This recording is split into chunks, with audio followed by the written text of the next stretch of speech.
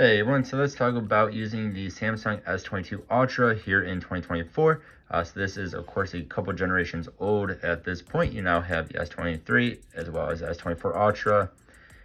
They're both out now, but I still think the S22 Ultra is still an excellent phone. I bought mine, I believe, last year. I want to say it was for about 500 bucks. They still go used for, I'd say, between $400 to $600, at least in my area. Of course, depending on the gigabytes and the storage options and stuff like that. The one I have is the 256 gigabyte version, so it's kind of the middle child of the S22 Ultra line up. And overall, I really do like this phone. This is the main phone I use. I switch between this S22 Ultra, and then sometimes I'll use my iPhone 13 mini or my iPhone SE 3. But this is my main phone. Again, it's just an excellent phone overall. So this is just going to be kind of like my thoughts and opinion on using this phone here in 2024 still. So first thing is for regular use, like web browsing, it is incredibly fast. And just hit that, go ahead and hit iPad. And you can see it loads in really quickly here on Best Buy's website. And let's see, iPad 9 is back down 250 bucks, which is a steal of an iPad to get for 250 bucks. And you can see this thing is very fast for stuff like that. You go into like Spotify. I mean, it takes like a couple of seconds, of course, going to fetch.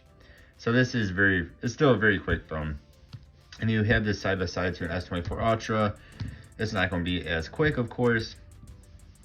And if it was, nobody would be buying the new phones. There'd be no real reason to buy a new phone if it wasn't actually better. But you can see this is still incredibly fast. I mean, anything I hit, it loads in within a couple of seconds here. So then let's talk about gaming. So I mean, again, general usage, this thing is very fast. Here we're going to Facebook real fast. Again, very fast. Go into gaming here. See if I can find my Monster Hunter.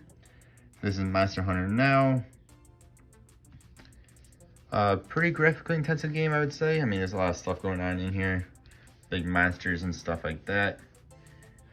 It loads into games pretty quickly. Of course, not gonna be the quickest thing around here, but you can see it's still pretty fast. And we'll go into a actual hunt. Try and take one of these little guys. And you can see there's no lag or anything like that. Some phones will have lag in this game. This does not still. Of course, this is still an excellent phone. But again, for gaming though, it is awesome. For things like Roblox, which is bad on pretty much any Android phone, you will get frame drops and stuff like that because it's not optimized for Android, especially compared to, again, Roblox I'm talking about here.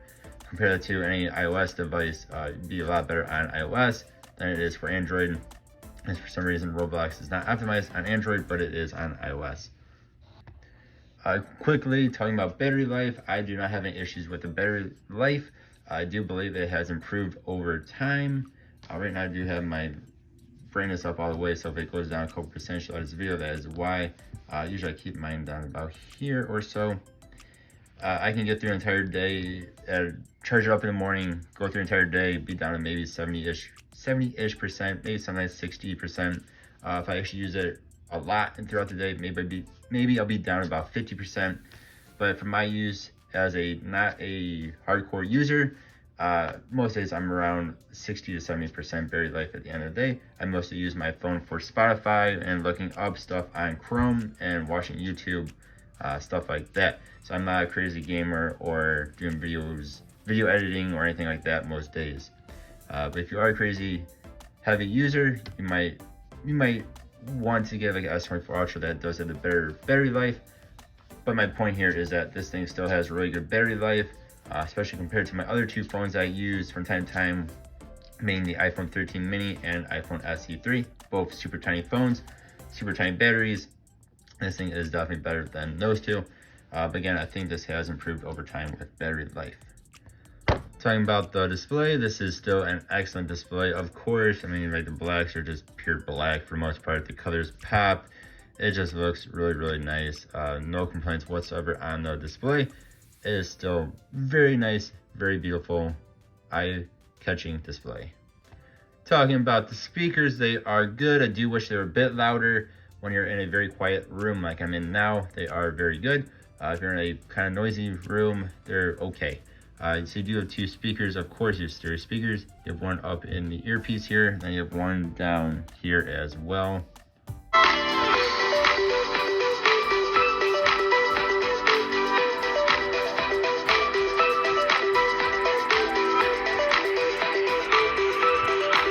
I mean, it is a phone speaker, so it's nothing mind-blowing. It's not like a big tablet speaker or something like that. But of course, this is a good-sized phone, and it does have good speakers for being a phone. So I mean, all in all, this is an excellent phone, especially if you can get yourself one for, you know, around $400 to $500. Like mine was about $500 when I bought it last year. It is an excellent phone. It is still fantastic. Unless you are doing a side-by-side comparison to an S24 Ultra or a other high-end newer phone, I don't think you're going to notice much of a difference. Even if you do a side-by-side to a more newer phone, high-end phone, not a whole lot of difference in power, because of course this is still a very powerful device. So all in all, yes, I highly recommend this phone. Again, this is my main phone I use, and I mean, I've gone through, I do a bunch of reviews on different phones, and I still come back to the S22 Ultra. I switch between this and then the 13 mini, and sometimes SE3 from iPhone, from Apple. But this is my main daily driver phone because it's just such a good phone, and I do highly recommend it. So yeah, let me know what you think. As always, I appreciate you. Hope you have a good one.